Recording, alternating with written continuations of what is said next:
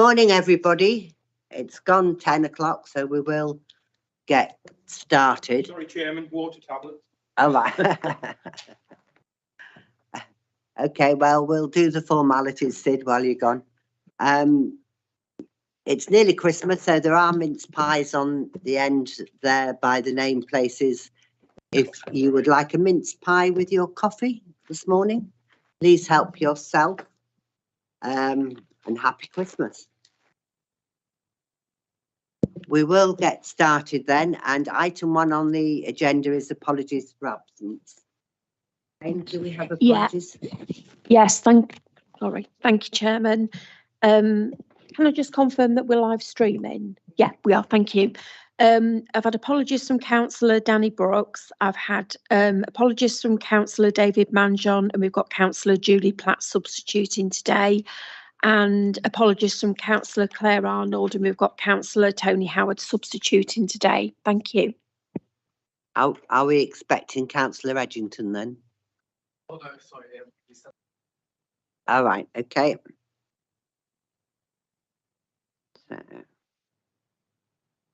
Right, item 2 then is disclosure of interest. Does anybody have anything they wish to declare? If not, and something becomes apparent during the course of the meeting, please declare it as soon as it becomes apparent. Item 3 is minutes. Can I sign the minutes of the meeting held on the 25th of October, please? Somebody who was here? That meeting? Yeah, Helen was. And Alex was? Yeah, it's been proposed and seconded. All in favour? Anybody against? Lovely. Item 4 then is actions on page 45. And there's been a couple of updates sent out by Elaine and by email, and I think you've got the latest one on the table as well. So we'll try and sort of slot those in as we go along. Anybody got anything on page 45? They are all ticked. 46. I think we're still awaiting a response at the top of the page from Bob Wagstaff about... That's on the update, is it, that's come today? Oh, right, yeah, that's headed Appendix A.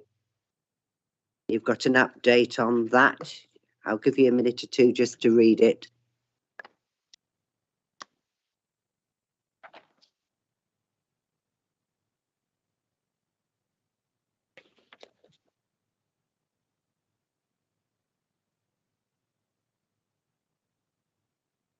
Okay, everybody happy with that?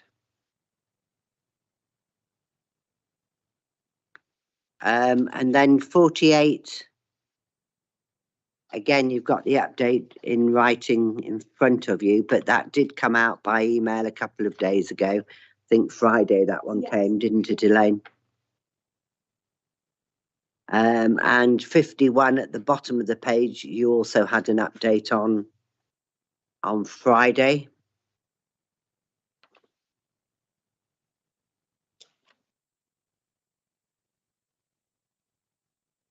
Anybody got anything on page 46 of the actions? As you can see, some of those are sort of into next year for action anyway. And page 47.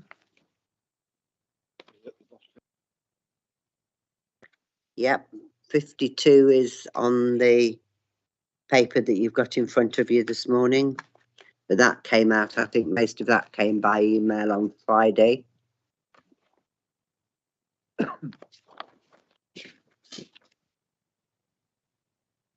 $48. Again, there were updates on Friday on some of those. 49.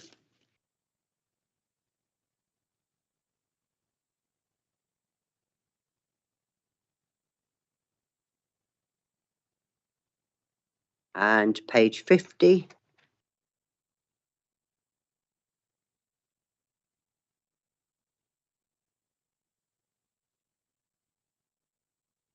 51,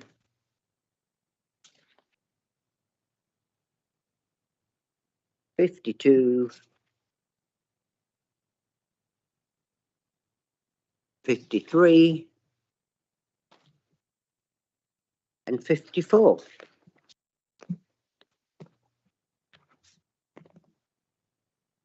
Right, if nobody's got anything on the actions, then we'll go to item 5, which is the budget.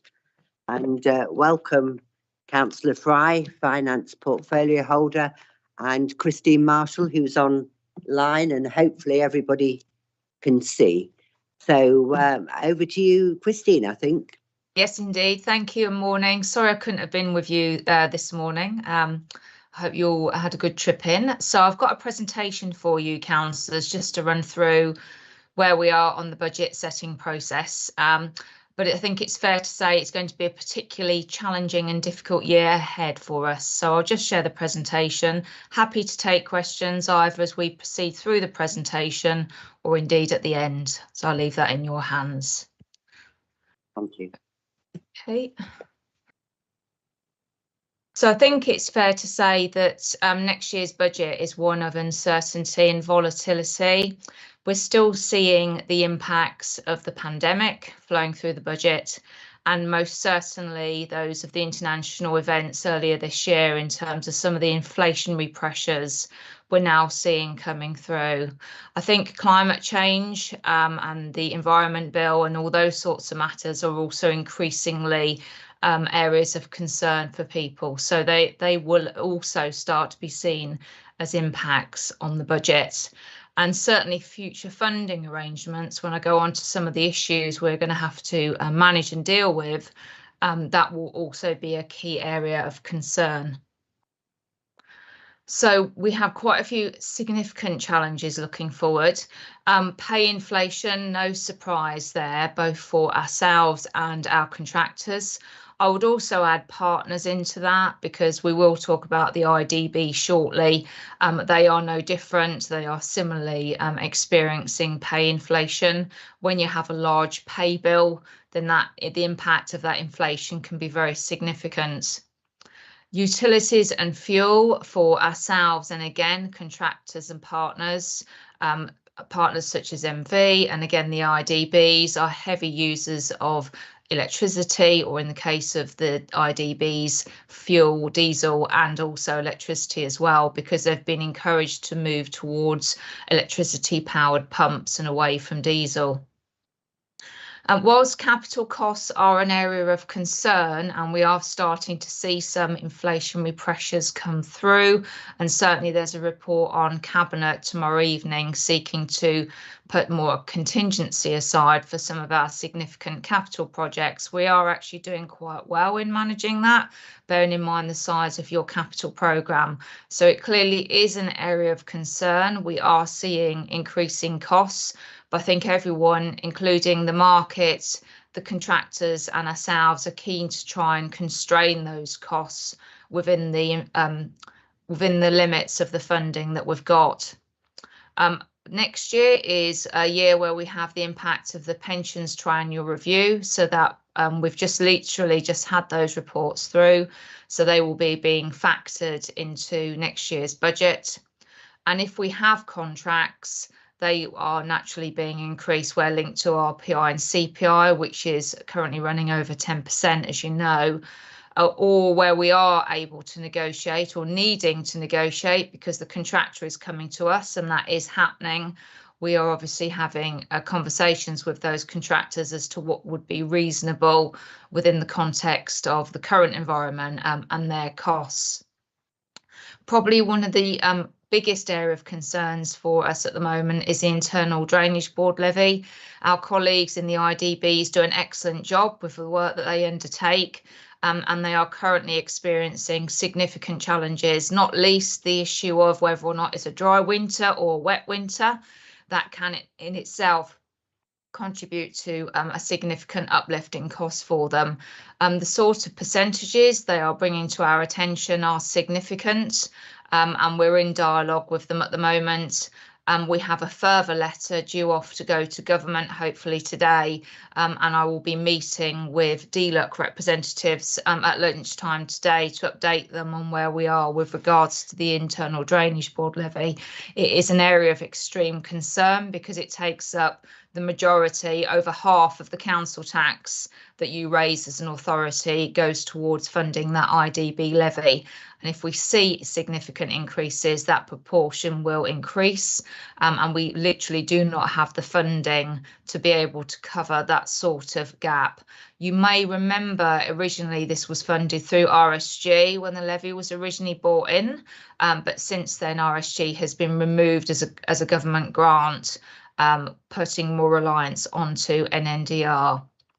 So grant funding, this is both general and specific funding. We're still a little uncertain. I had hoped to have had more of an update for you today because there was an indication we'd have more policy information last week in terms of such areas as new homes bonus, for example, and some of the other specific and general grants, but we haven't had that yet. I suspect that will be coming out in the next few days, weeks. Also in terms of the settlement looks to be probably up to a week later than last year. They're talking about the 22nd of December. So literally we will be running right into Christmas in terms of looking at your budget for next year. And then we've obviously got service pressures. Areas such as homelessness is one that particularly comes to mind, but also the services provided by PSPS have also come under significant pressure. One not to forget is changes to the minimum revenue provision. At the moment, that hasn't been implemented for this year, may be implemented for next year. We're not certain yet. So once we know what the implications of that are, then we can also again update members on any impacts from a budget perspective. And also the final point, the implications of the Environment Act, still yet to be all worked through. I'm sure there'll be more regulations and details to follow and negotiations with government around this particular area. So it's no doubt that next year, 23-24, will probably be one of the trickiest budgets we've seen for a very long while. I'm sure we said that when we were going into COVID, but we've got much more than COVID flowing through next year's budget in terms of all of the things that are buffeting it, or effectively at the same time. So the next question you might quite rightly ask is, where are the opportunities? Something we can do is support growth in renewable investments in the locality. That does give the authority 100% retained business rates. And that is an area which I know East Lindsey is particularly keen in supporting, and currently does receive just below £1 million in respect of business rate support, 100% retained in respect of renewables. Driving growth in business rates, your business rate yield is looking quite positive at the moment. So again, supporting that can flow through to a positive impact in your revenue account. We do need to look at income levels and review charging, particularly if charges are not covering statutory requirements.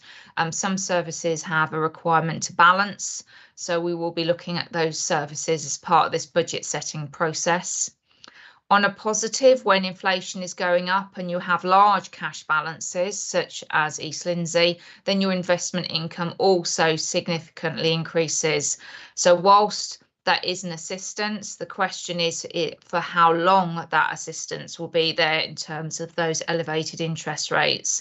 However, we have been locking funds in for longer periods at hugely increased rates from what we were getting last year at 0.1, 0.2 of 1%.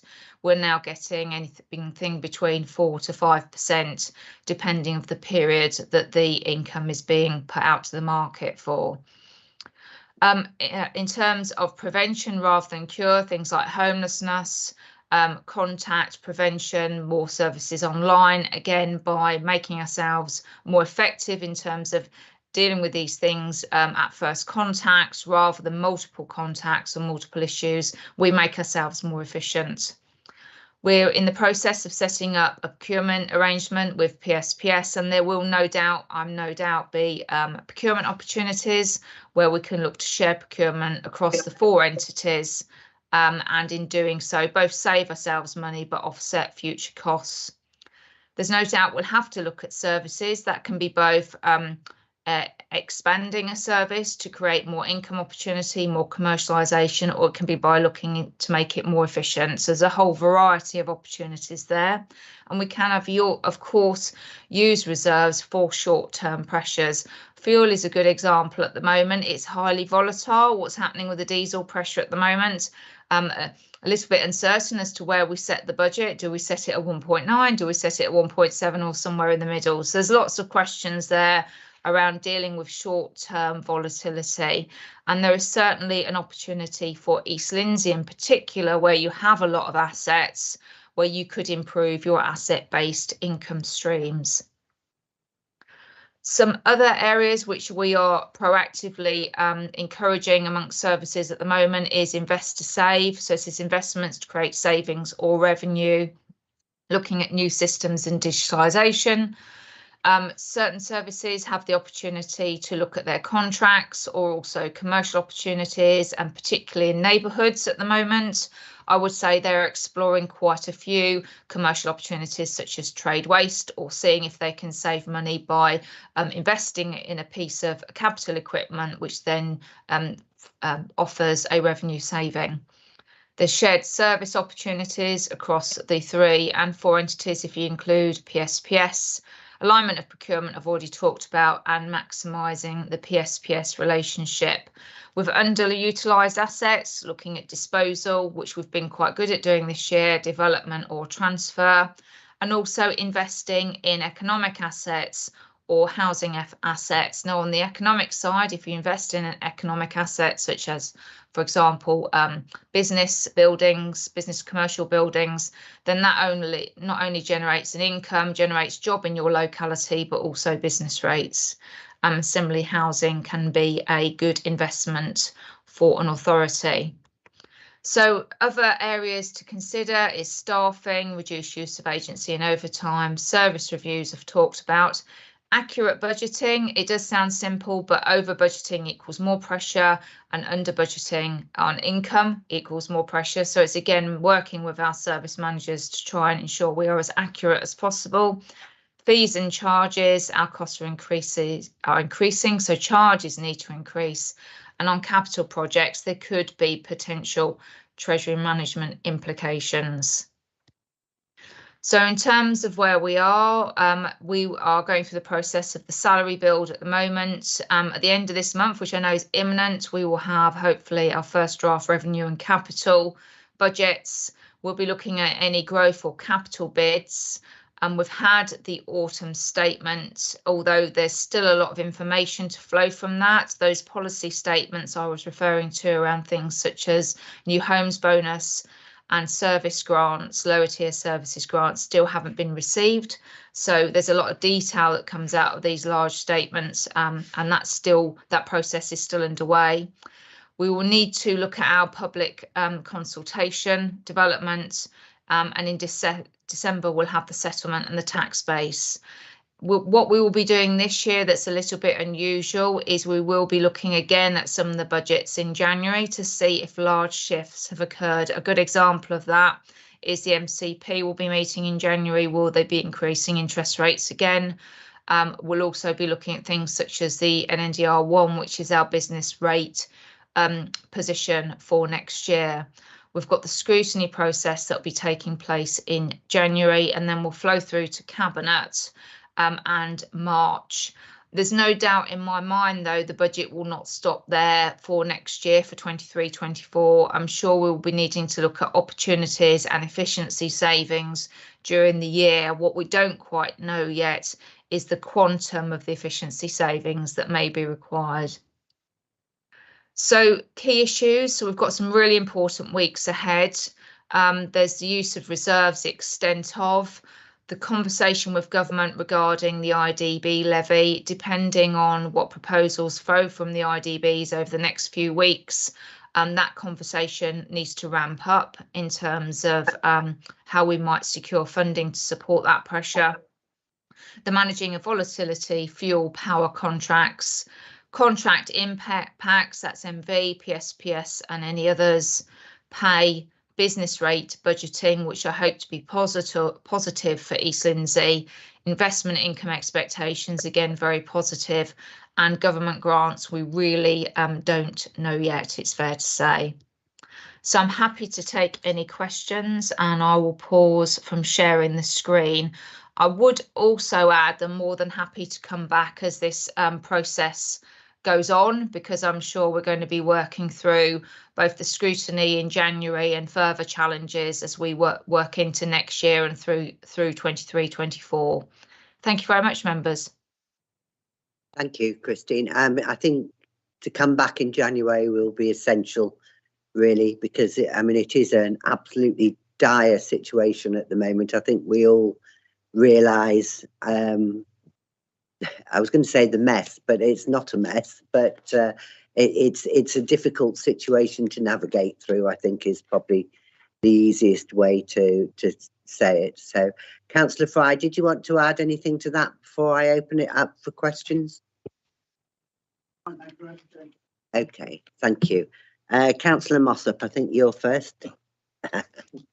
Thank you very much, Christine. That's been really helpful to see that. And almost with that sort of challenge that you've had right at the start, it's hard to know really what your priority work is going to be, because there's so many pots that you could choose to be number one priority. But one of the things for me is this IDB challenge that you've got, and that you're going to go to central government to see whether you can get any special help in relation to that.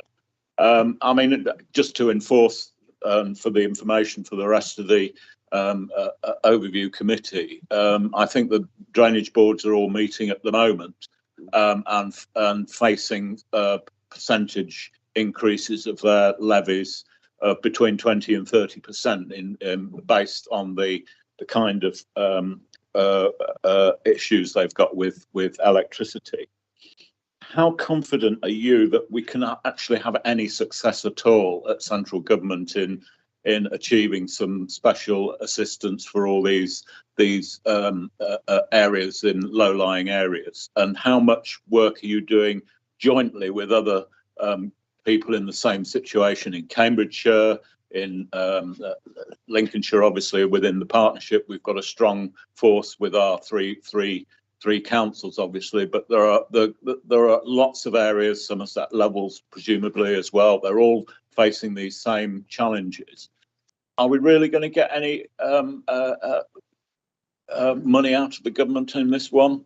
How far are we down the line in getting this achieved?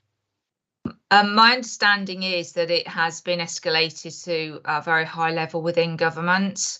What's quite tricky is there only are probably about 10 districts where the size of the levy is so large within their revenue accounts. So there are a lot, as you've just said, there are a lot of other authorities who are impacted, but they're unitaries or METs. So the size of their budgets are significantly larger than ours. So what makes this budget pressure so unique and so difficult is its size in comparison to our revenue budget and our council tax base, which makes it almost impossible to recover at the size of increases that are being proposed. I mean, just to put this in context, your council tax yield, those sorts of increases are 3 or 4 times the size of your council tax yield in a relatively short period of time. So these are huge increases that are potentially being proposed, and the IDBs have been very good and capable at controlling their costs in the past, and they can't help this. You know, the fuel and electricity price increases are crippling, I think it's fair to say. So it's understandable the position they're in, but in terms of how I'm feeling, I certainly hope the government will listen, and we will have to ramp this conversation up very fast now with senior politicians and ministers within government to say that we seriously need some help on this. These authorities' budgets are not big enough to effectively accommodate this size of impact. And these are significant impacts But I come back to the point I made at the beginning. Part of the challenge is that the size of it in comparison to our revenue account makes it unaffordable. So if you had a billion as a budget, you'd be more able to accommodate difficulties such as this. You obviously would be wanting to try and manage it, but it would be more possible to accommodate it. Something of this size is too big, and that is effectively the line of argument to government. And as I've said, I'm meeting with an official at lunchtime to make this point again to them, that we need urgent attention and assistance on this. In terms of degree of success, to be honest, how I feel now about it based on those percentage sizes increases is they will have to do something. It is so significant, something will have to happen. Thank you. Yeah, I mean, I think that just on the drainage board point for the minute, I mean, anything that we as an overview committee can do to support you in that argument.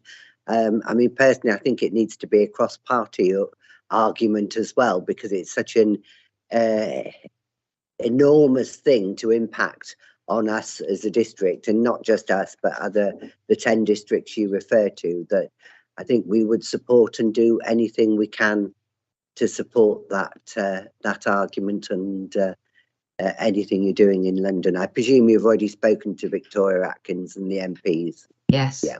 So we're liaising with the MPs. The MPs will be copied into the letter that's due out today, back into the Secretary of State and the Treasury. And also in terms of the other authorities similarly impacted, we have been reaching out to them to engage with them, and we have their support in taking this forward. Yeah, thank you. Yeah, just to come back, Christine, on the particular one on the IDBs, I mean, I think that sort of completes the circle in terms of my understanding about what our priorities are as a district, because to me, keeping our residents safe from flooding is absolutely paramount. And to me, if that and the executive board's challenge is to keep that as a number one priority to my particular mind as it stands.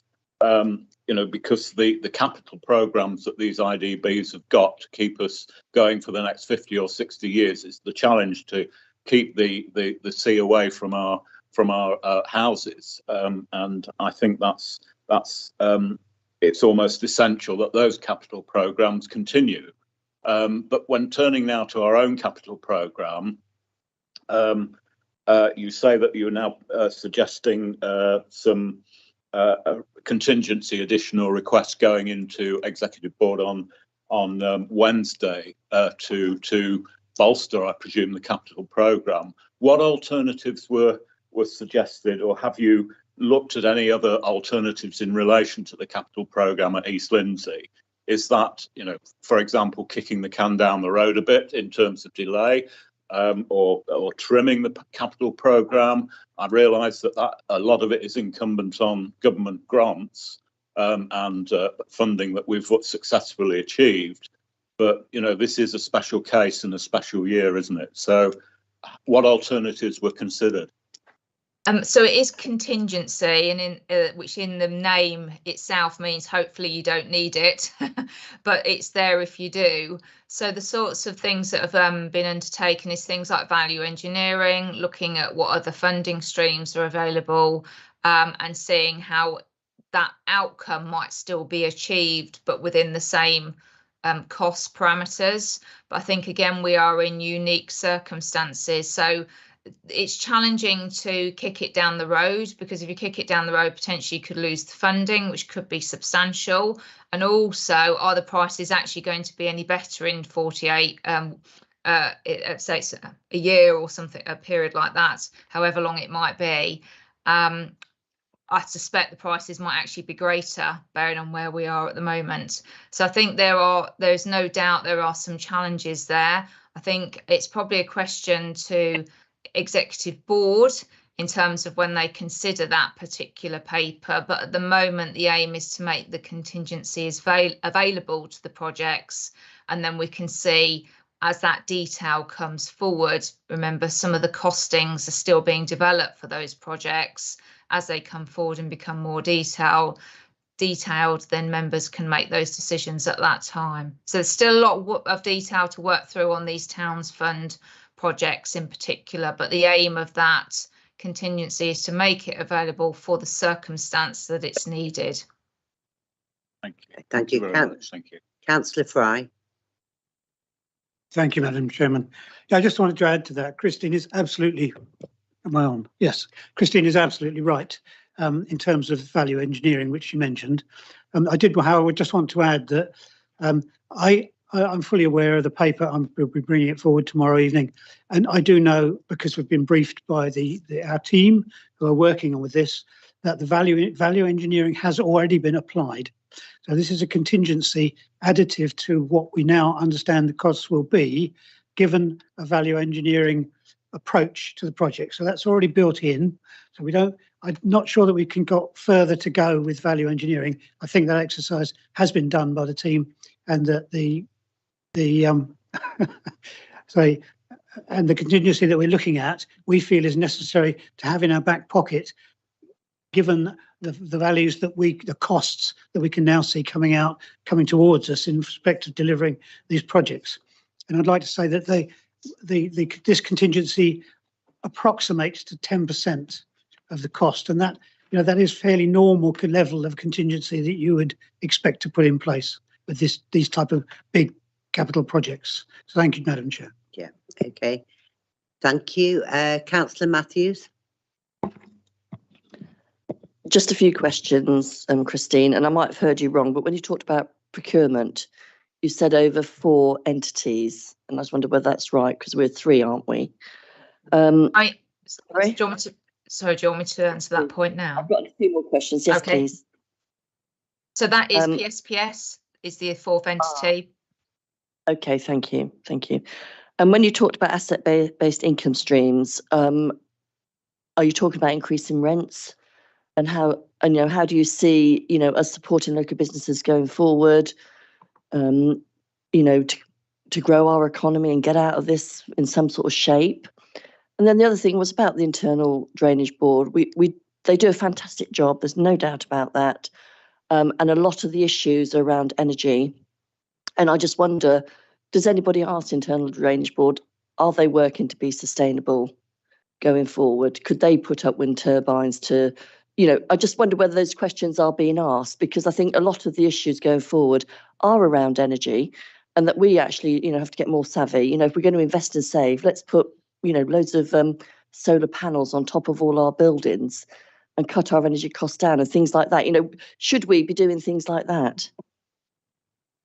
So on that exact point, we are indeed looking at solar panels. So you will be seeing some propositions coming forward for investor saves, where we are proactively looking at how we can retrofit or indeed put solar panels down on our assets in order to bring down our energy costs.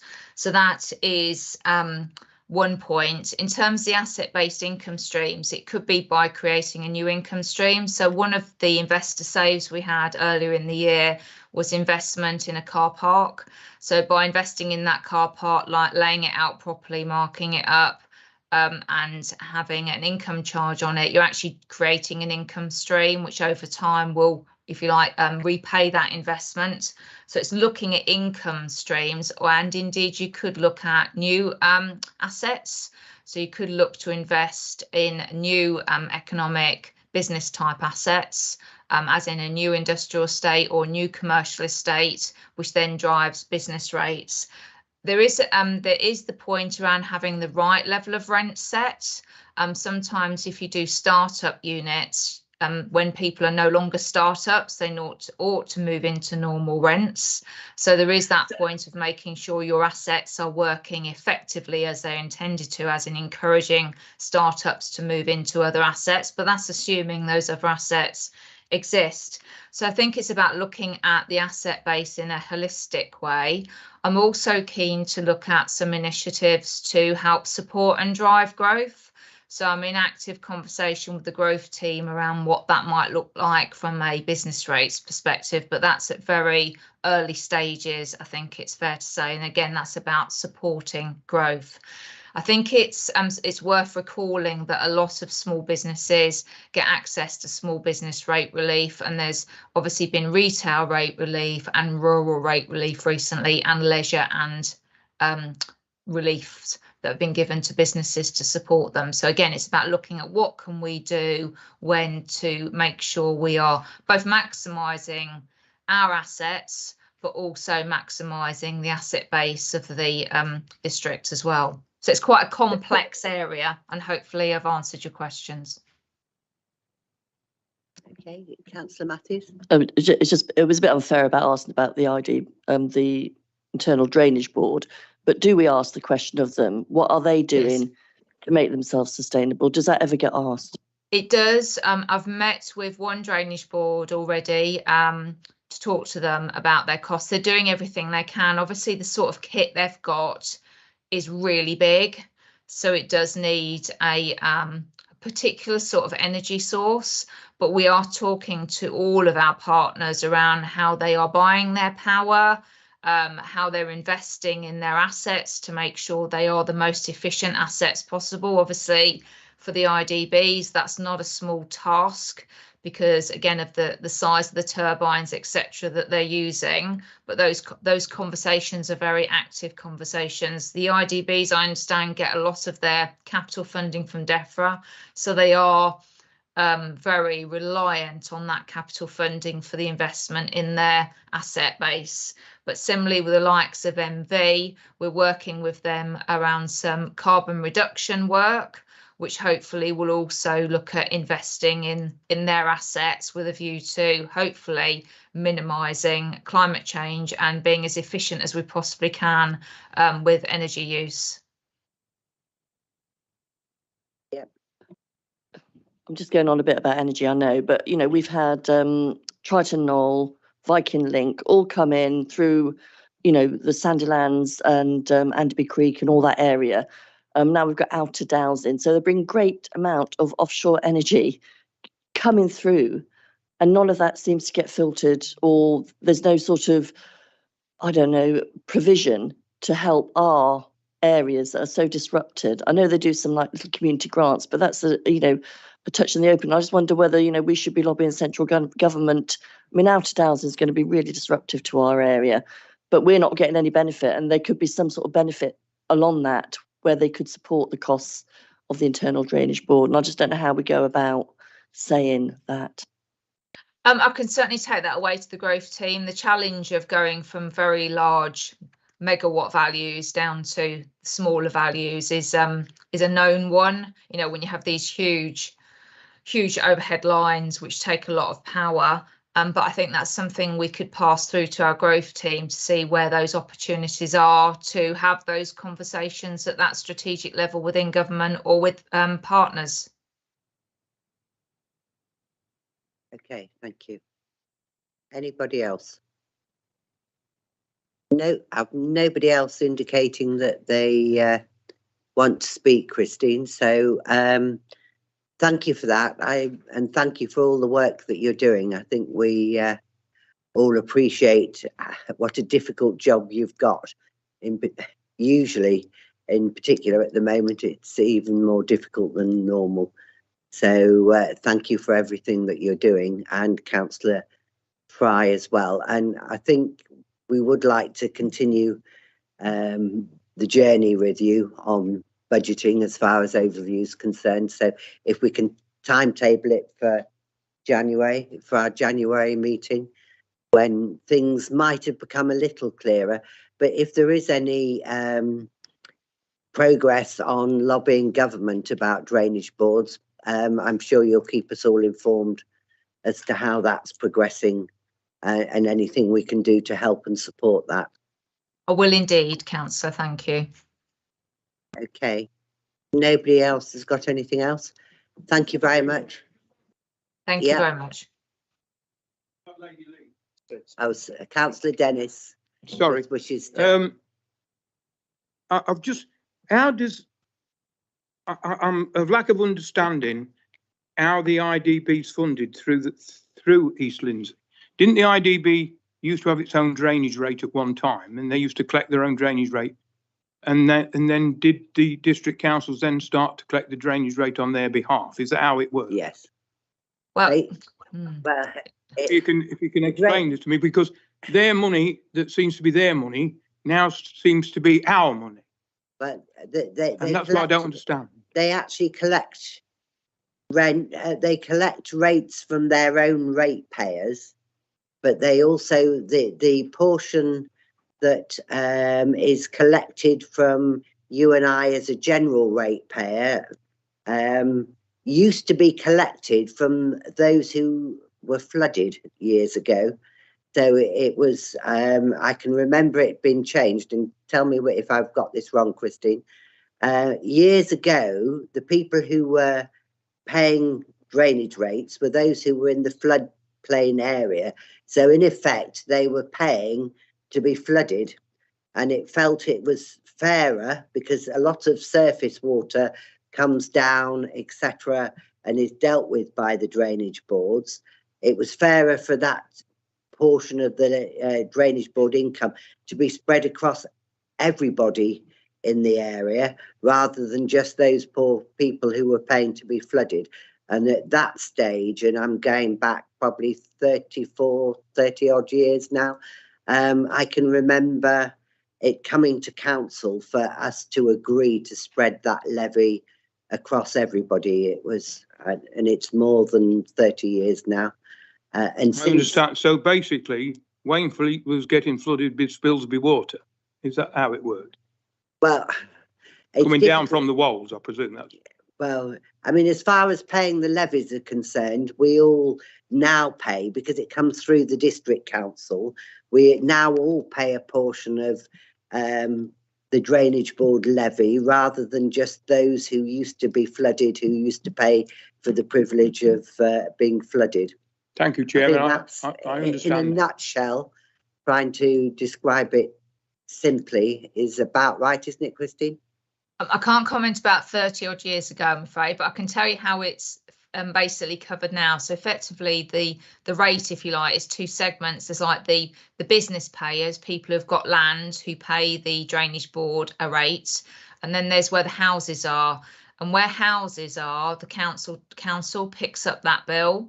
That used to be outside of the council tax arrangement, and then in about 2012 the government passed legislation England-wide that effectively brought it within your general fund. And by bringing it within your general fund, it effectively meant it's embedded within all of your budgets, and also then impacts on the money you pay, you raise as council tax. So there's effectively two halves to it. There's the bit that the IDBs administer for a landowner, and there's the bill they give to us, which is effectively in respect of all the houses that are in land in the whole of East Lindsey, not just in the flooded parts, but in the whole of East Lindsey. And that's the bill we get. So they will be obviously increasing their charges to their normal ratepayers, the people that own land. But the significance is by embedding it within our revenue account, we have we have a cap. We are bouncing it up against, which is a 3% cap. It's been increased, but it has really negligible impact on the three authorities. And that means we've got nowhere else to go effectively other than push that pressure back into your general fund. It is caused by the structure that's been adopted to try and pay this bill effectively, because if we were to deal with it as a precept, for example, we could add it to the bill, but by the fact it's embedded within the general fund, it's part of your precept effectively, which makes it very, very difficult when the inflationary increases impact. Yeah, in East Lindsey, prior to the legislation in 2012, we'd actually, back in the late 80s, early 90s, done what I think was called a Section 5 agreement at the time, where even prior to the legislation, we were picking up the the householders part of the drainage board precept. Because I can remember the debate that we had that council had to agree to do that across the drainage boards, and it meant getting all the drainage boards that we support together, because there are several in East Lindsey, not just one or two. Thank you, Chairman. Thank you, Okay. Officer. Thank you. Thank you. Okay, anybody else? If not, thank you very much, Christine. And as I say, I'm sure you'll keep us informed as to how the debate with government is going. I will indeed. Thank- Thank you. Have a good meeting. Thank you. Councillor Fry, you're very welcome to join us, but we understand that you've got a lot on at the moment, not least the budget discussions and work. So if you would like to leave us, feel free to do so. Yeah, and it's been... Really appreciate it. Yeah, thank you. for being here. Yeah, no, thank you very much for coming. Okay, thank you. Welcome, Councillor Makinson Saunders. It's nice to see you, even if we can't hear you, but it's and we hope that soon. That's probably a great relief, I should think. we hope you're soon feeling better. It's just never ending this, but never mind. It is what it is, isn't it? Thank you. Item 6 then is draft litter and fly tipping strategy, and we've got, I think, Donna Hall and Christian Allen with us this morning. You've got a copy on the agenda of the draft strategy. Donna or Christian, did you want to say anything by way of introduction? Thank you, Madam Chairman. Yes, I'll say something by introduction, then I'll hand over to Donna. But before I do, just thank you very much for inviting us to share this strategy with you. I appreciate you your invitation to the meeting today at our request. This is the start of a journey for this litter and fly tipping strategy. It'll be a sub-regional, a partnership strategy, and we're consulting widely on it across all 3 councils. So this scrutiny meeting is the first meeting, in fact, that we've shared the strategy with members.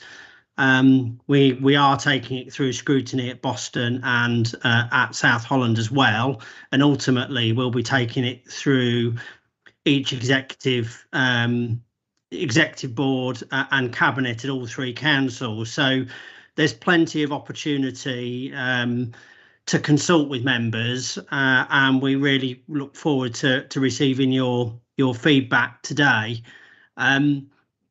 So I think without any further ado, I'll hand over to Donna, who will take you through a short presentation, and then obviously we would really welcome your comments and feedback, which will help shape the strategy before we take it through executive for sign off. So early in the new year. So thank you, Madam Chairman. Thank you. Thank you. Can you see the slides? Yeah. Yes, no. Perfect. Okay, so as Christian said, this is a draft litter and fly tipping strategy that we've developed, or we're in the process of developing across the partnership. Just as a bit of background, really, and the rationale behind it, I think I probably don't have to tell yourselves as members that we have seen locally and nationally increases in incidents of fly tipping in particular. And the next slide that I've got gives a bit of context to that, albeit East Lindsey perhaps in a slightly different position. But you'll also be aware that there's a commitment within the annual delivery plan for the partnership to implement a shared enforcement contract for envirocrime, and that is well underway and almost ready to award. So again, I'll update on that at the end of the presentation. So really the strategy is something that we feel is needed, but also will support the delivery of the new contract. There's some key areas that we're focusing on within the strategy. So we want to promote public engagement and education. That's really important, particularly if we're looking at enforcement. It's really important that the public understand what is expected of them, what is, technically a criminal offence, what they could be, issued a fixed penalty notice for, or have enforcement action taken against them. It's really important that we're transparent about that as well. A key theme that will be pulled out within the strategy is really using that intelligence to direct what we do and those interventions that we use to either prevent littering and fly tipping or to tackle it when it does happen. And then what we haven't included in the draft copy that you've got currently, but we are working on, is an actual action plan, because I think it's important that rather than just talking the talk in a strategy, we can demonstrate some tangible outcomes and outputs that we will be delivering to make an improvement on these issues. So this is just, I don't want to focus too much on the figures because I don't necessarily think they do tell the true story, but just as an overview, from 2016 through to 2021, you can see there Boston in blue, East Lindsey in green, South Holland in red. There has been some clear fluctuation. There's been some definite increases within Boston and South Holland in particular. East Lindsey a little bit more up and down. The one thing I would say, though, is we have to take this in the context of the pandemic, which has definitely had an impact and seen increases nationally in fly tipping over the last few years. So I think that gives the flavour. We do have a lot more information at our fingertips, which we are working through to help to formulate the strategy. This is just a quote, excuse me, direct from the strategy. And I've just included this because I think it just takes us back to the beginning as to why it's important that we do tackle litter and fly tipping. It's not just about how the environment looks, but it can have an impact on how people feel, health and well-being, for example, whether people feel safe. Obviously, there's a perception of crime and disorder where there are issues like fly tipping taking place. And obviously, as well, it's about that impact on our local economy. We don't, our businesses don't want to see fly tipping. They want us to have a nice, clean, natural environment. And particularly for East Lindsey, I think we have to recognise that impact on tourism. It's really important that East Lindsey remains an attractive place for people to visit. So moving on, excuse me, to the objectives of the strategy. The primary objective is quite simple. It's to reduce litter and fly tipping across the partnership, and we'll be introducing some measures to help us to assess that. The key themes, as you can see, it's educating and engaging with the public and businesses about these issues. It's enabling people to dispose of their waste responsibly. It's important that we do have that infrastructure in place, and really using enforcement as a tool as well when it's appropriate to do so, making sure that it's being used effectively and transparently. So the detail really in how we will do these, achieve these objectives. Key feature is collecting that data and intelligence to understand and target problem areas. We've got lots of information already that tell us about the different items that are being fly tipped, where they're being fly tipped, but we need to delve into that a bit further to understand and see how we can actually put in some preventative measures. Working in partnerships is obviously going to be really important. There's lots of other organisations. We have obviously Waste Partnership as well that we'll be working with, and also acknowledging there's people within the community that are actively involved, particularly with litter picking, for example. So we will endeavour to work with those and support those where possible. Communications, really important, not just about the public, but businesses as well. So making sure that they do understand the legal requirements and what they should and shouldn't be doing. And then obviously we wouldn't be talking about this without acknowledging the fact that we need to continue to improve our waste infrastructure to make it easier for the public, obviously, to be disposing of their waste. This slide is I've just screenshot a couple of pages of the strategy. So the document that you've got is just a Word document. It's a little dry, let's be honest, and we are putting it into a new format. So just to really reassure you that the strategy, when it is available publicly and when it goes out to public consultation, will be in a much more visually attractive and sort of user-friendly format, and will be in line with some of the other strategies that we've been bringing forward across the partnership. So just a little bit more detail about the strategy itself, and the content. Obviously, you've hopefully had an opportunity to have a look at that. But it's providing that detail around the definitions around offences and penalties on the enforcement side of things, and really setting some of those expectations around what is and isn't acceptable. As I mentioned before, business obligations, we must consider businesses as well. They have various duties and they need to be supported to make sure that they understand and can comply also. The strategy also talks about the use of cameras, and that will be a feature within the new contract in how we use cameras for deterrent and enforcement purposes, mainly overt. We're not being sneaky about this, but obviously there is always that opportunity with the appropriate legal authorisations to use covert if needed. And then really key emphasis throughout is that public engagement. We want not just about, we want the public to talk to us, we want them to report, we want to make it easy for them to report issues to us. And then not only can we then deal with it, but that also gives us that feedback and that intelligence to help us to take this forward. And then the last slide really, this is the next steps, kind of where we are and what's happening next. So as Christian mentioned, this process at the moment is really the beginning of that consultation. We've done a lot of consultation internally with colleagues because these issues do touch upon a number of people within the councils, not just the enforcement side of things, but obviously communications and really importantly, the environmental services, waste services colleagues as well. But we will be looking to obviously consult further with members, but also with some of our key partners as well. Once we're in a place where we're satisfied with the strategy, that will be going forward for approval through executive or cabinet at each sovereign council. And we'll also be including, what we haven't included at this stage is an action plan that's the detail really behind the actions that we will be taking, so we can be really transparent and be held accountable for the work that we are doing. And that's in development at the moment across the partnership. We're very close to awarding now the new contract for enforcement. So the timing of the strategy should work quite well to support that implementation of the enforcement contract across the partnership. And as I've mentioned sort of a few times, the communications plan is really important. I've been working with colleagues in communications to come up with a strategy so that we can ensure that we are talking to the public and businesses appropriately, recognising, where there may be barriers in communication, but making sure that they are fully informed and engaged in terms of what we are planning to do. Thank you. So that's the end of the presentation. I will stop sharing these slides and of course would be very happy to take any questions. Thank you very much. That's very interesting.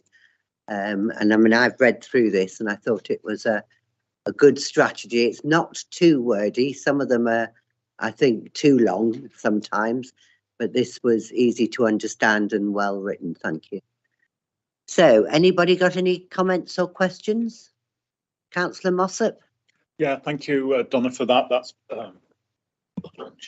thank you for that, Donna. That's really interesting to see this strategy as it stands. You mentioned, and I think this is probably a question for Christian Allen, really, in relation to the enforcement contract, which is nearly in place, and I think that's going to be effective from February next year, as I think you told me the other day. Do you not think that this action plan, which is in development, is really putting the cart before the horse, and we should have actually done this sooner to then award a contract which is more appropriate and fitting to our strategy? It just seems that we've gone one step ahead with awarding the contract because of the urgency for that to happen, and suddenly here we are with a strategy which may well change the context of the contract.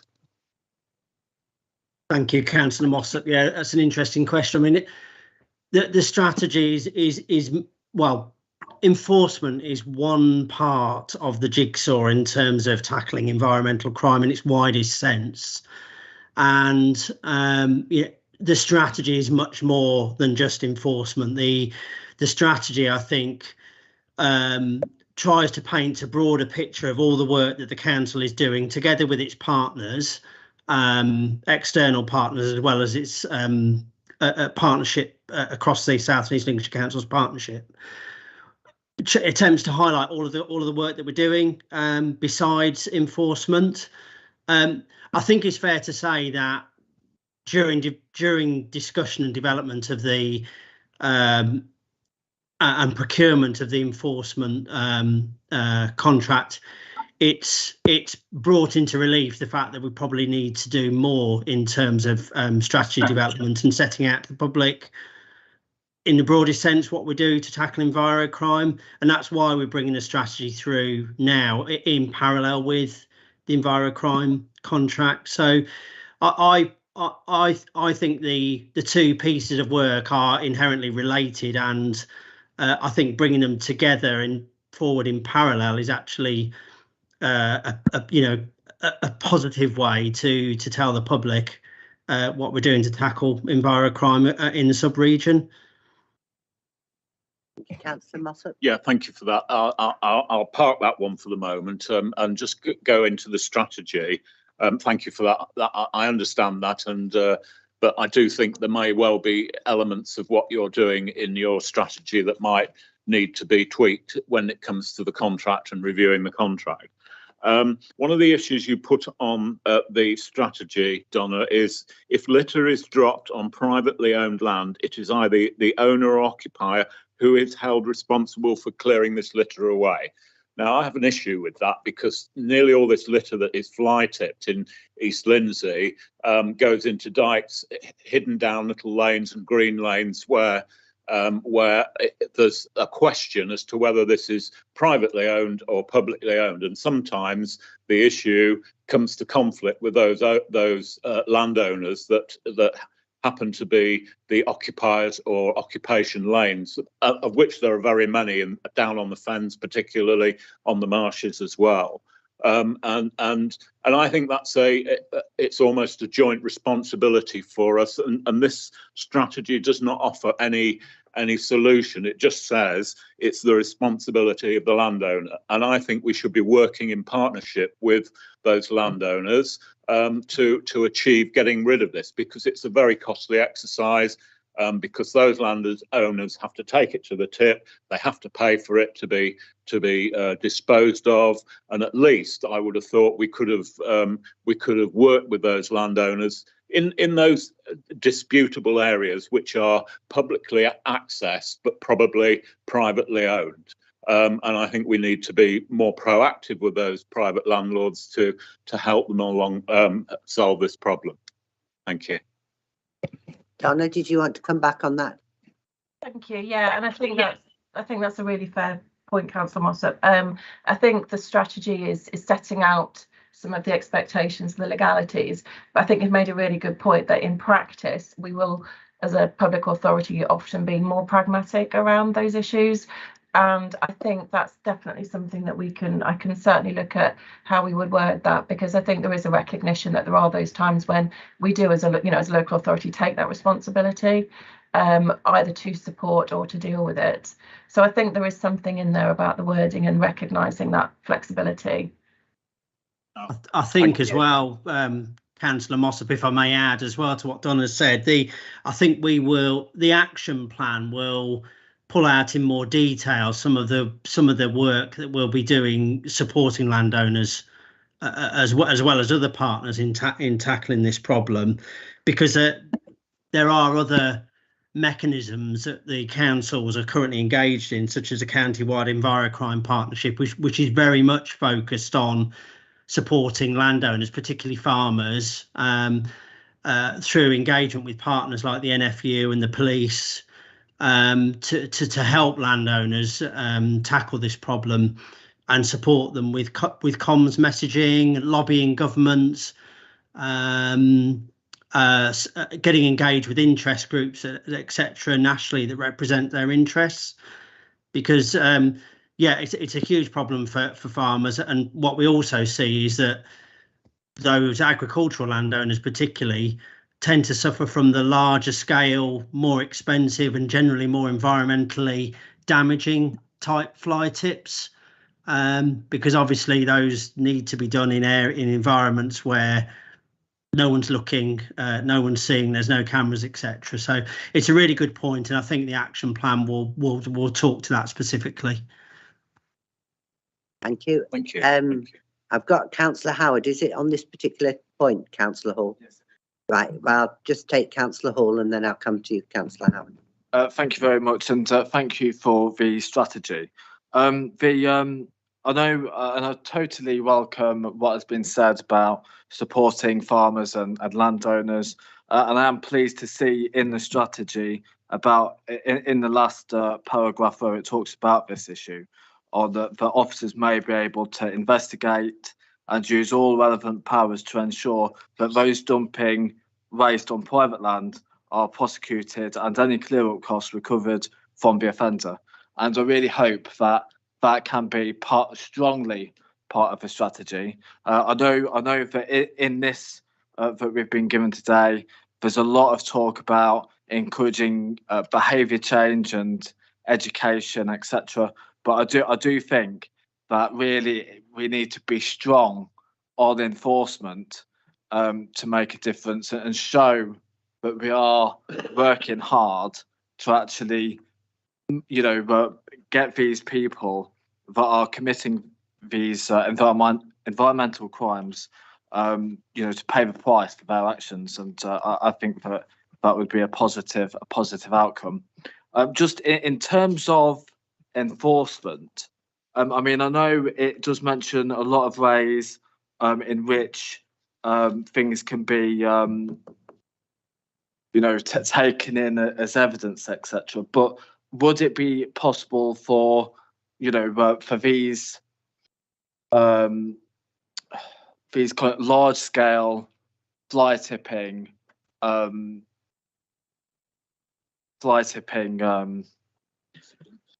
places that have been dumped, for it to be like for people to inspect the rubbish, to actually see if there are any personal details, etc., that can be found, can be identified, and again, justice be done for these environmental crimes. Thank you. I think that does happen, and there have been occasions. I can remember one at Borough Marsh where somebody had actually dumped a load of letters with their business address on that we actually prosecuted some years back, probably now. But I think that does happen. But Donna, can you confirm that? Yeah, so that is absolutely part of the investigative process. As you'll appreciate, it's quite hard to prove unless there is either, obviously a witness surveillance, or there is some actual evidence within the waste itself. But that is something that we do. And then also just to comment on the point about bringing forward cases and prosecutions, we will be transparent about the numbers, certainly the numbers of fixed penalty notices that are issued, and obviously cases that are taken forward. It's really important that we do tell the public that we are, being proactively engaged in enforcement, so that information will be shared if it isn't already. Thank you. I've got Councillor Howard and then Councillor Dennis. Thank you, Chair, and thank you to Councillor Mossop for bringing the issue of the fly tipping up, because this is a situation where we've previously been punishing the victim, which is totally unfair, and it sounds as if the future might be a little bit more balanced as we go through this.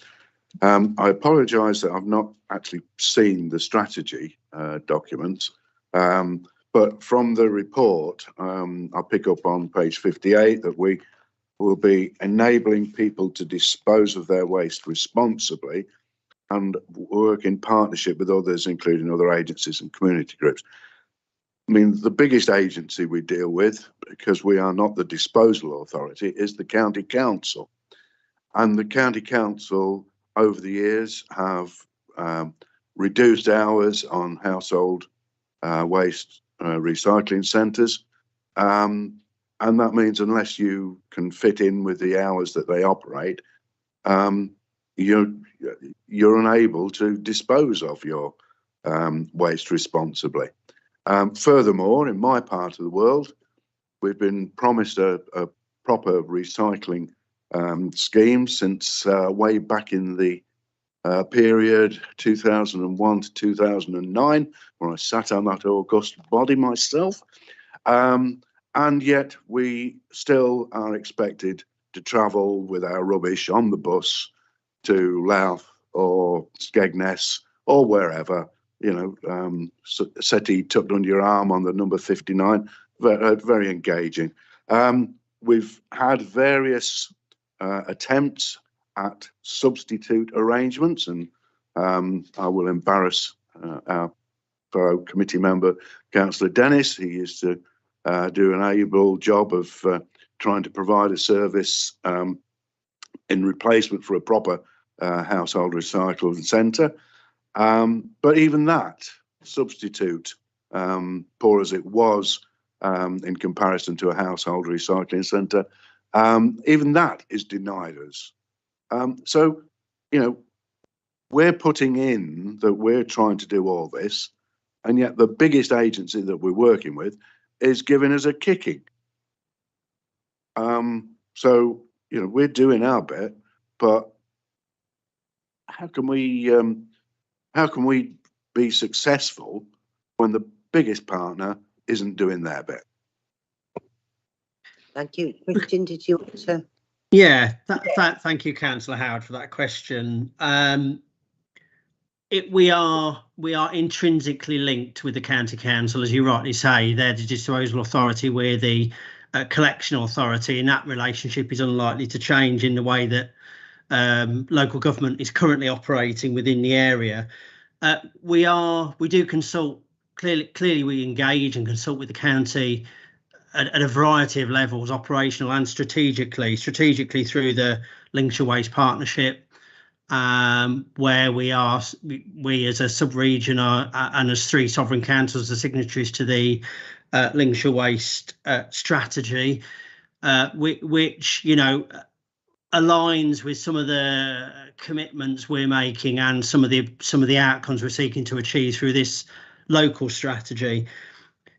In terms of household waste recycling centres, I know that they are a bone for contention because they are owned and operated or run by the county council, but they're often seen as local district facilities by residents. And I know this is a particular issue at the moment in Boston with the household waste recycling centre in Boston, but I know the opening hours, the sorts of waste that are accepted are all topics for debate and discussion at locally. That dialogue will continue through the Lincolnshire Waste Partnership and through consultation with the county. We probably need more closer consultation and discussion with members at East Lindsey and at South Holland in terms of the household waste recycling centres and what specifically we can tackle through the action plan that will underpin this strategy. I think there's more work to do and more discussion to be had on that basis, Mr. Howard. So, we will promise to continue to engage with you as members to identify those local issues and to take forward that debate and discussion with the county council on your behalf. Thank you. That would be helpful. So maybe some direct communication between Councillor Howard and yourself, Christian. Yeah, that would be helpful. Yeah, so I understand the issues more locally in East Lindsey a little bit more. Yes, thank you. Thank you. Councillor Dennis. Thank you.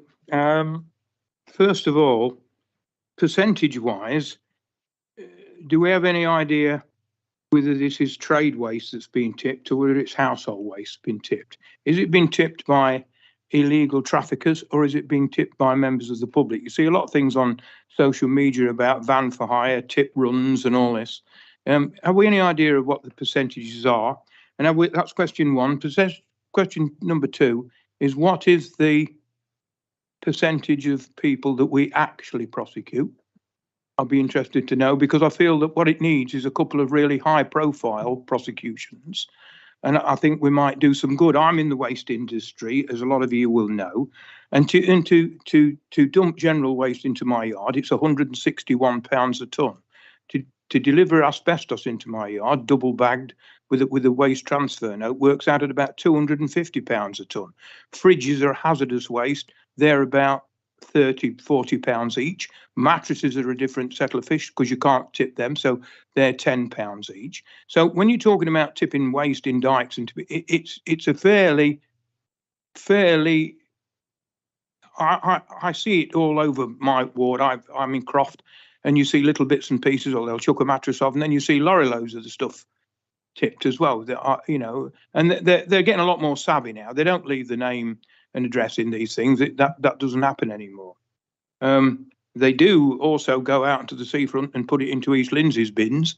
To pull the car up, pull outside of a bin, and put the rubbish bag beside the bin. So there's a lot, because a lot of it goes into my skip. We get illegal tipping into my waste bins, into my wheelie bins. The same. We run 3,000 1,100 litre wheelie bins, and there's a lot of rubbish put by my bins.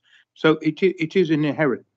A little bit of a red herring from Councillor Howard. No disrespect, but I've run the Louth Household Recycling Centre and the Skegness Household Recycling for my company house for the last 7-8 years, and we're running it, and we're just renegotiating the contract for the 1st of April with county through procurement, which is a bloody nightmare, I have to say, but we're carrying on with it. And the tips are not busy. We're not busy. To say they need, you can open them as long as you like. But honestly, my lads are sat on their hands a lot of the time. And open them longer, it's going to cost you more money. So I think there's a balance there to be had with budgets of the way they are. I think we have to look at it. I do totally agree with Councillor Howard about the Mablethorpe thing. We did a thing at Mablethorpe where we used to run 2 trucks out there on a Saturday morning, and we recycled as we went along, and we did the best that we could. And we used to get between 10 and 17 tonnes every Saturday morning. Now, 10 and 17 tonnes of waste to us is nothing.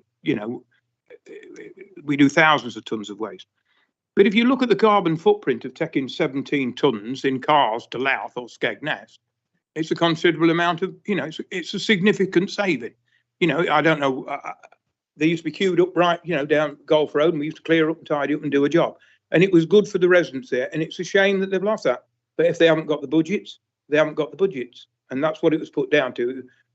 And the problem is with county, if they put it for Mablethorpe, they've also got to put it to Stamford. They've got to put it for anywhere that's outlanding. I believe, and I'll ask our waste officers, I believe there's a certain mileage where you need to be from a household recycling centre, and then you can have a secondary like we had at Mablethorpe, that type of thing. And I do know that District also do collect a lot of fridges, and they do collect a lot of household waste, and they do a fine job from us as a district. I don't know about the other 2 districts, but I do the thing. The thing is with waste, it's always been very difficult because we have a county council that handles the waste, and we have all the districts with totally different waste strategies. I mean, that's coming into line now with South Holland and Boston Borough and Skegness joining and East Lindsey joining together. But before, it was ludicrous. It just didn't work. In the past, the district have always wanted to collect the waste, and the county has always got rid of the waste. So it's a difficult time. But it is educational, but it's also financial.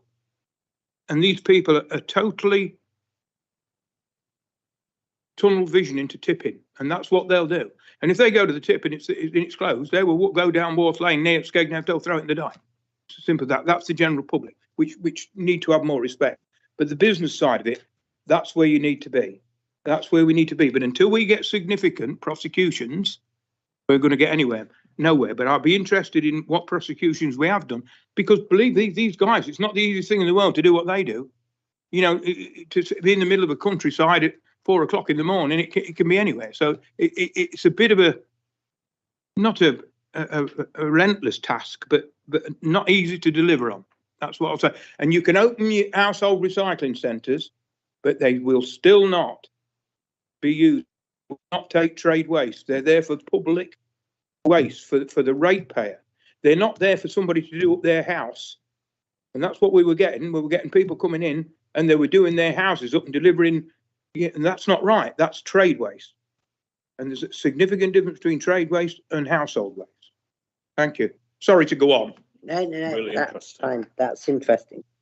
Thank you very much. And I mean, we did a few years back try and get a county-wide refuse collection service going, and it all fell to bits in the end, and everybody went down their own particular routes. But there was an attempt to try and get everybody working together. At least now we'll have 3 authorities working along the same lines with the same strategy, and that's a good start. Anybody else? Did you want to comment at all, Donna or Christian, on that last comment from Councillor Dennis?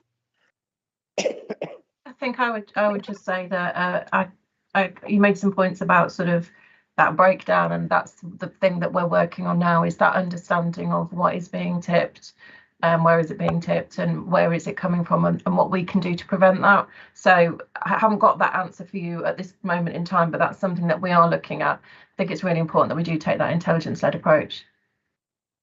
Yeah, I think Councillor Dennis raised some really covered a lot of ground, raised some really good points. I think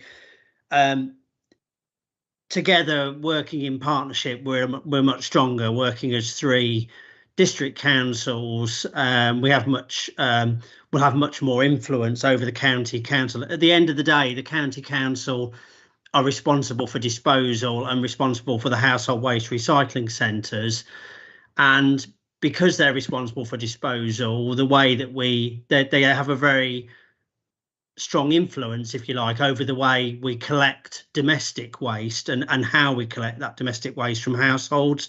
That relationship is not going to change, but what this strategy does, and what us working together as 3 councils does, is it increases our influence to sort of shape and influence that debate. And just the other bit around sort of commercial, it's a really complicated picture. I think Councillor Dennis described it really well.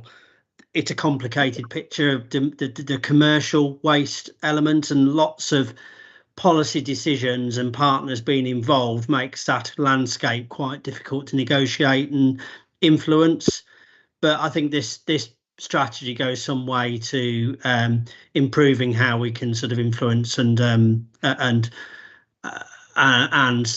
seek to improve that landscape, make it more simpler for residents and businesses to understand. But I think Councillor Dennis has made some well-made points there. And the point about prosecution, have we had a recent prosecution at all? Or? South Holland has, haven't they? Go on, Donna, you answer that one, and I can answer it more generally. Mute, Donna. Sorry, yeah, South Holland have definitely had a few cases recently, including tyres. I'd have to double check for East Lindsey. I don't know whether you would know that, Christian, but what I would say is that with the contract it has contract arrangements are in place at East Lindsey, but being formalised in the next couple of months, that will definitely give us the resources to be more proactive on the investigation side of things and bring forward more cases. Yes, yeah, absolutely. The prosecution rate compared to the number of FPNs served, for example, is very, very low.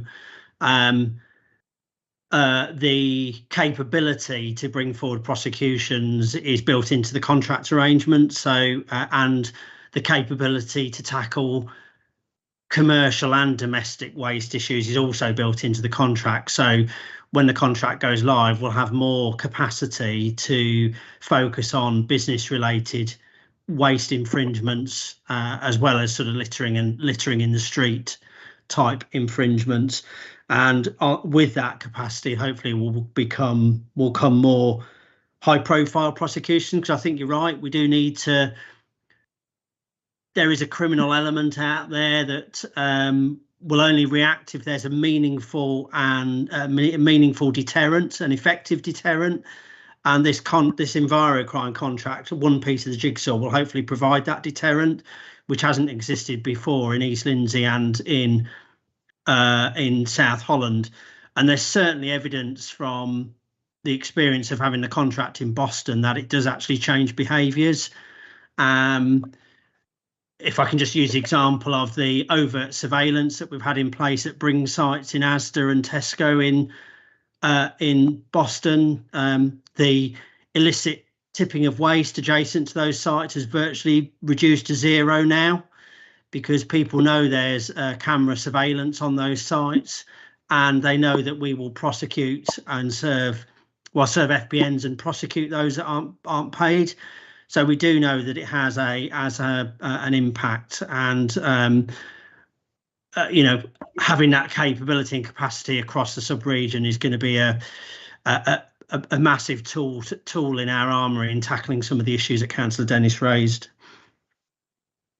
Okay, thank you for that.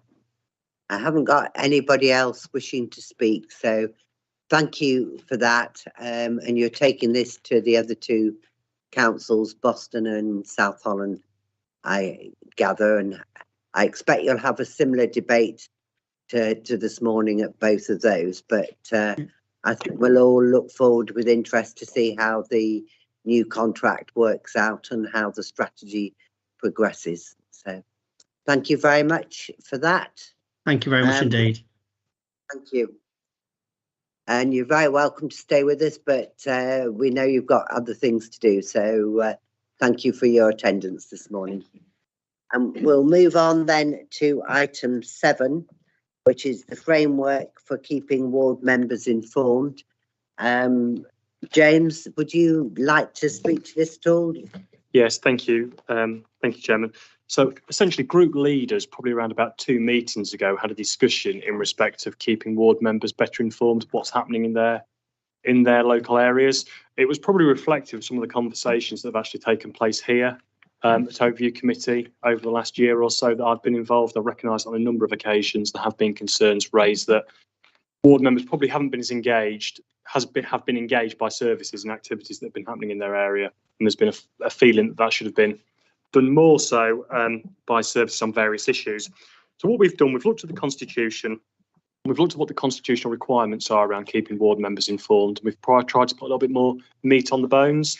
So what's before you is a bit of a framework that's been developed by assistant directors, which is essentially their commitment or their proposed commitment to you all in terms of keeping members better informed.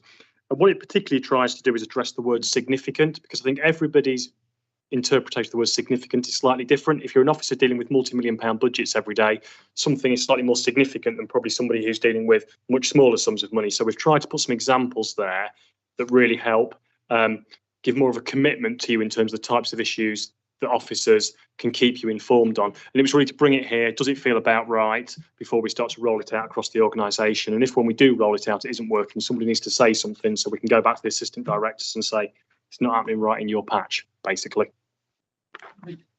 Okay, so it's here for your comment or suggestions. I thought when we looked at it at group leaders, it was a good start in putting down in writing guidelines for officers as to what they should be telling local ward members about and what they didn't need to, because we don't need to know every bit of litter that's been picked up, but we do need to know about prosecutions and significant things happening in our ward. Otherwise we can get caught out by the public and the press in particular if we're not careful. Do people feel this is about right, or is there anything people would like adding? No, I'm not getting. Councillor Mossop. Yeah, I just wanted to raise the issue about sort of boundaries and where boundaries lie, particularly when you're a representative of a ward that actually bounds into the edge of a town, which is one of the issues that I have. There are significant issues that happen within Louth, particularly pertaining to the industrial estate and developments in and around, which actually do stray into my ward. And so I think there's got to be an understanding from the management team and the officers that they know where those boundaries lie, because for me, I don't even really know where my boundary is anymore because of the development of Louth and sprawling out into the rural areas. So for me, significant issues may not happen in my ward, but they're certainly right on the boundary.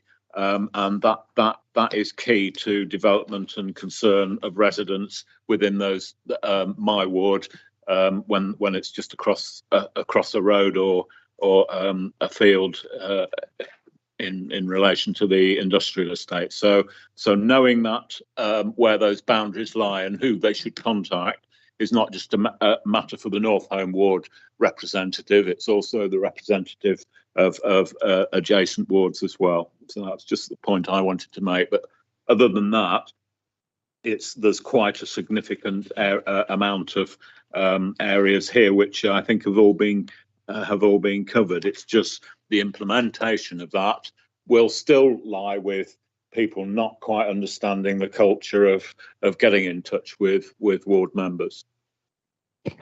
Okay, thank you for that. I think that was a very significant point, really. That maybe, James, could you add something in about that? Because there are grey areas and not a straight line sometimes between the impact of developments and things that are happening in one ward and the next. But with that sort of addition, are you fairly happy, Councillor Howard? Just one quick thing I would like to suggest, and that is that we sort of invoke a sort of general feeling amongst officers that if in doubt, put the councillor's name in the CC box. Yeah, that's a very simple way of ensuring that the local member get to know. Yeah. You can always delete it if it's not relevant. Yeah. And if it's there as a first thought, it's there as a first thought.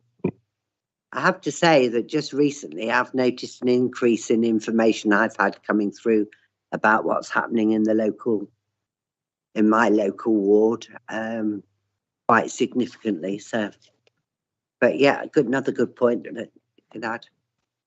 Okay, anybody else? If not, can we have a 2-minute comfort break to fill coffee cups and etc. So can we have a 2 minutes and back literally at 22?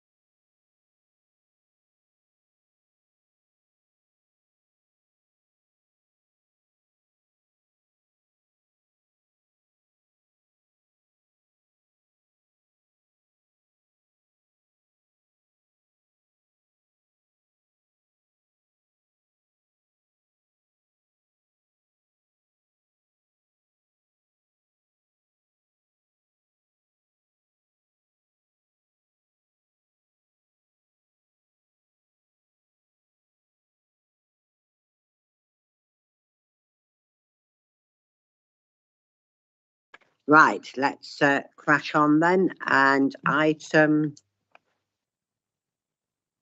8. The next one is the Health Scrutiny Committee for Lincolnshire update, and you've got a written update from Councillor Mrs Harrison, who was unable to be here this morning. Yeah, through you, Chairman, she did offer her apologies. I'm sorry, I don't think I mentioned them at item 1, but she has submitted her apologies today. Okay. So perhaps if you've got any specific questions on her report, you could do that by email to her. I think because obviously we aren't in a position to be able to answer questions on her report this morning.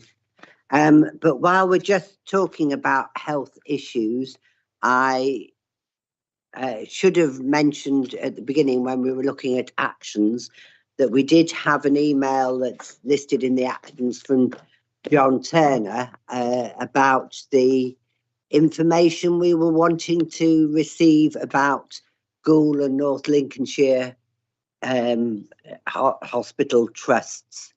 And I think, again, perhaps the best thing is for us to put an email out to members asking them to email us in with the specific information they would like. But looking at his list of suggested items, I thought the answer was probably yes to all of those. Yeah.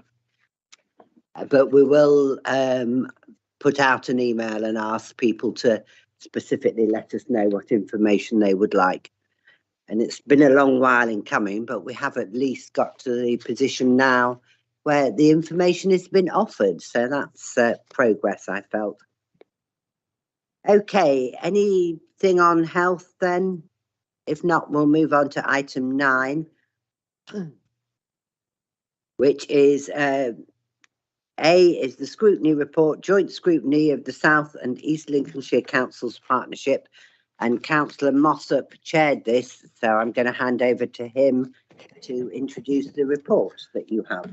Yeah, thank you very much, Chairman. This is a meeting that's taken place over October and November as a joint scrutiny of the partnership in accordance with the memorandum and articles or memorandum and agreement, whatever it's called, with Boston Borough and South Holland.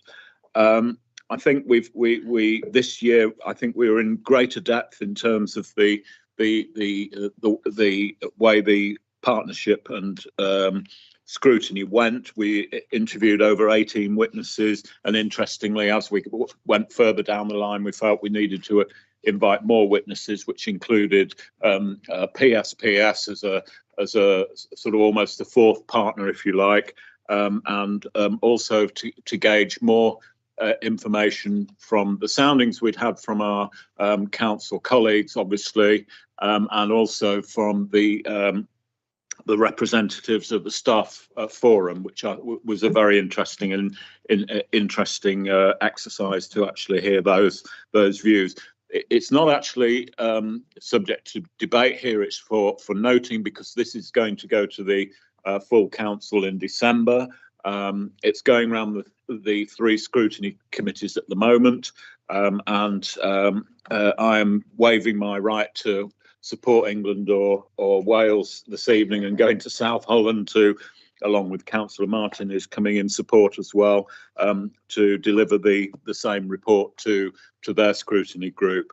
It was very well attended by South Holland members this time, not quite so well in terms of ourselves and Boston, but we had a late edition, and thank you, Councillor Matthews, for popping in and substituting in the end, which was very useful to have that.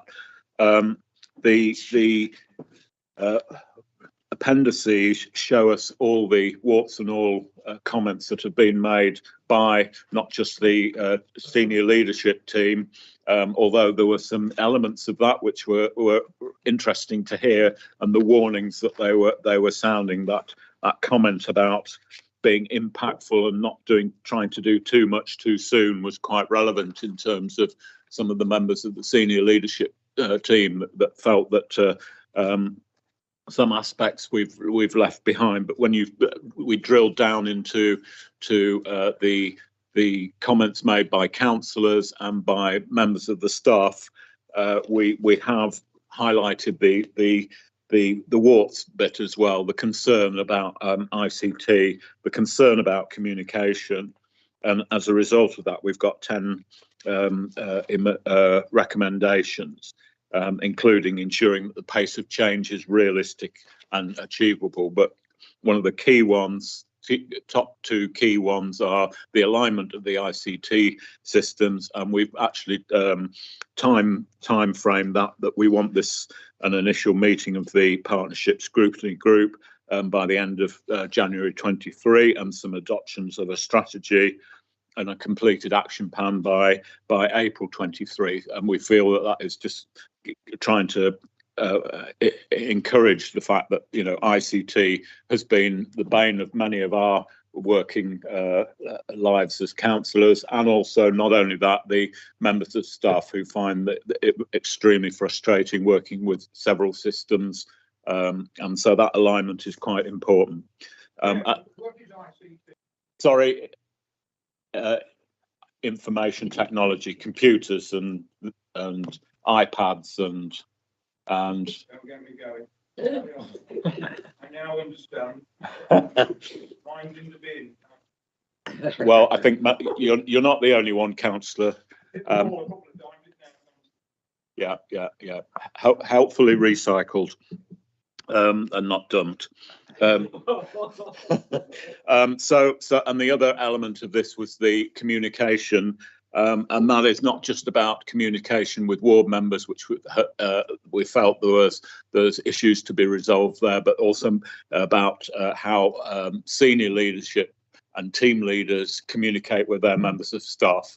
I think that was really highlighted by our interviews with the 2 staff members, and it's happening in many of the areas, but it's not happening universally, and we need to make sure that is team meetings, communication with your team is paramount, and some people felt that they hadn't had that communication at all, particularly post-pandemic.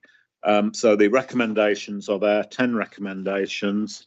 As I say, we're going to Boston South. We've been to Boston last week. We're going to South Holland this evening, and this will be coming to the full council. So all councillors have an opportunity to comment on the recommendations and remark on the progress that we have made, because whilst we say warts and all, significant progress we accept has been made, and we understand the basis of why this is happening and the financial savings and the joint one team approach, but the one team approach doesn't always happen.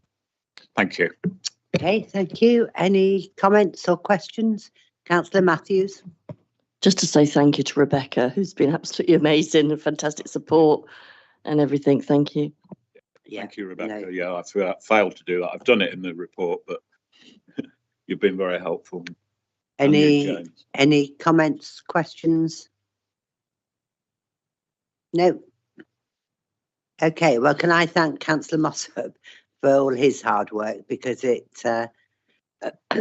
hasn't been an easy task, but he and Rebecca have put a lot of work into this, and he went to Boston a couple of weeks ago, last week, when I couldn't go to support him, but I will go to Spalding tonight and hope that it's not foggy, I think. But nobody's got any comments or questions? Good. No, Thank you. Thank you for that. Can we just have any feedback with how you get on as well? Yeah, interestingly, if I give you a quick feedback on what the Boston scrutiny group said, I mean, it was positive in the main, but actually they highlighted, I think Councillor Woodliff, who was a substitute, particularly raised issues about you've raised issues about concerns, and they're not necessarily reflected in the recommendations, but we felt they were, but we were trying to make sure that you saw both sides of this, but the recommendations do sort of align with the concerns which were about morale, staff morale and communication and that's why we've put four specific subsets of communication recommendations in, because it covers everything. So yeah, it was positive, but they see the issues as well. Okay, thank you for that. We'll move on then to item 9B, which is an update that Rebecca's done for us on the Magna Vitae panel. Councillor Magnon's not here this morning, but he chairs this panel. Anybody got any comments or questions on that? No, we'll go to 9C then, which is a similar thing. It's an update. I think Councillor Meckinson Saunders is chairing this, aren't you, Councillor Meckinson Saunders? And it's the issue surrounding caravan licensing and enforcement.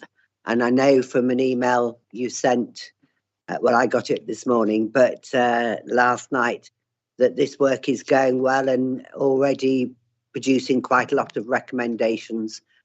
So we'll look forward to the final report on that hopefully will be within the life of this council, I think. I hope so. It's a really interesting scrutiny. I'm so glad I'm part of it. I didn't think it would be as interesting as it is. And this has been a Cinderella service for so long. And it's something that really, really needs our attention. I'm concerned about the capacity to deal with it. But that'll all come out in the report. But I'm really pleased to be doing it. It is, it's probably one of the most interesting things I've done since I've been a councillor. Oh, excellent. Which is something, isn't it? Yeah, thank you. Excellent, thank you. Item D then is over the page, and that's the joint scrutiny panel for public transport. And we're very conscious at the moment of the fact that this council is now in the last 6 months of its life, and that we need to leave things in a state for the following council to pick up. And you'll see there that there is a recommendation on how we can do that with this particular piece of work that I've agreed with Rebecca and the two other chairmen of relevant committees at the other two authorities. Anybody got any questions or comments on that? Again, I think it's an interesting piece of work. And E then, the last one, I don't know if I dare say ICT councillor Dennis, but the last one is the joint scrutiny panel for South and East Lincolnshire Council's partnership ICT strategy. And this piece of work has been quite a long while actually getting off the ground, but I gather there is now a date for a meeting, James? Thank you. I am the reason this has been slow, so I do apologise. We have a draft ICT and digital strategy for the partnership. It's been a very comprehensive piece of work led by an external organisation for us due to the complexity. We're hoping that scrutiny can start within the next few weeks, and Rebecca is desperately trying to kind of nail some dates in diaries with scrutineers now. So hopefully we'll have something through cabinets by the end of this this council term. Thank you. Questions or comments at all? It's still in the bin, is it? It's just so frustrating when you're trying to do some work, that's all. Yeah. I run a multi-million-pound business off this phone, and I can't find out who I am on my own council computer. No. If you notice my notes I put in an email, it's not GCHQ, it's not the Pentagon. Why is it so difficult? Everything that we deal with apart from the pinks is all in the public domain anyway. Why cannot we just... I know they just seem to make a job so frustratingly difficult. And every time you're trying to look at it, maybe I don't know how to do it. Maybe what I need is an hour with somebody. And if they come out alive, it might be a good job for them.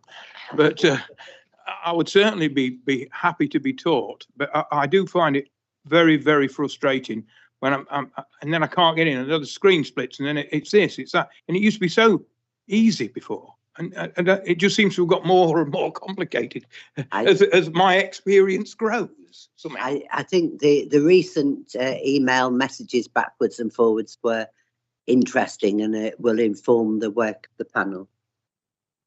Anne, did you want to say?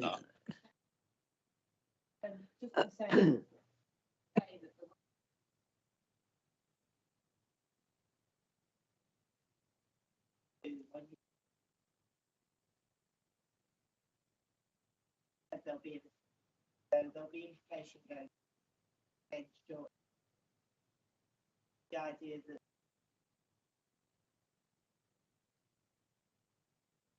there about me, they are trying to. It's just putting the same. Just a simple password and gets me into me everything, and I'm happy. I've got a different password for everything. Just all I need. And not having to put the same information in 3 times. It is 3 times. It's 2 on the screen and 1 on the. Anyway, I think. I remember one of my girls came up to me and said, "This is your new email address." Oh, she said, "What?" She said, "It's Sydney Alfred Denison Sons, Sid Denison Sons Limited, profbank.co.uk." I said, "Go away." Years ago. Go. How long would you be tapping that in just to get? Yeah. It needs to be simple. Right, yeah. Right, we'll move on then to the overview and scrutiny recommendation tracker, item 10. And we'll do as we usually do, and take these a page at a time. The ones in green, unless there's a reason that you would like them to stay, will be taken off after this meeting because they will be completed. And I think maybe on page 113, the first one, when it talks about a review in the summer of 2023, that's one that maybe we ought to just keep so that we can see what the review in we or the future council in 2023 can see that that's been taken on board. Yeah, Councillor Martin, sorry. Yeah. On that one where it recommends, I think the next 2 are similar, and the idea is it's recommended to close because they're going to come. They've asked to instead come and give a full update and a full presentation to the committee next summer. Once. Okay, well, as long as they're once the review's incorporated, completed. Yeah, as long as it's incorporated somewhere else and not lost. Because it's in their action and work plan, and then they've offered to come. I think what is it, like June or July meeting next year to do a full update on all the changes and all the updates. So it's in our action list. Yeah. Okay, fine. I'm quite happy then to take it off of here. 115, 116, 117, 118, 119, 120, 121, 122, 123, 124, 125, 126, 127, 128, 129, 130, 131, 132, and 133, and 134. Which then takes us to the Exec Council Forward Plan, which starts on page 135. And again, we'll go a page at a time. Stop me if you want to raise anything. 135, 136, 137. Can I raise something, Yeah. Chairman?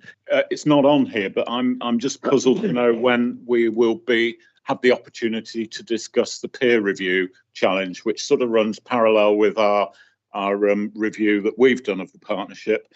And I didn't mention the the similarities of our discoveries and some of their discoveries. So I assume that's coming to the full council in December along with our report. Are we able to discuss it then? I don't know the answer to that. James looks like James? he might have an answer. So yeah, both the scrutiny findings and the peer review findings are both due to go to the council meeting in December. So there will be the opportunity to discuss it as it's a single agenda item on the report, so it's separate to everything else. So there Is will it be on 139? Yeah, it's definitely down for the next council meeting, along with the proposed action Oh, well, plan. 139. That's date is January, so I might be wrong. That's executive board, isn't it? I was looking at council, wasn't it? Definitely coming to council. All right. Okay. Reports written with leaders now. Okay. Fine. Thank you. Okay. So we're on about page 137, 138, 139, 140, 141, and 142. And item 12 is date of the next meeting, which is next year, which is the 24th of January. And I think we've already got some items, including the budget, to come back for that. So all it remains for me to do is close the meeting, say thank you for your attendance, happy Christmas and happy New Year. Thank you, Jamie. Thank you. Happy Thank you. birthday to you as well when Oh, it thank you. happens. When it happens. No.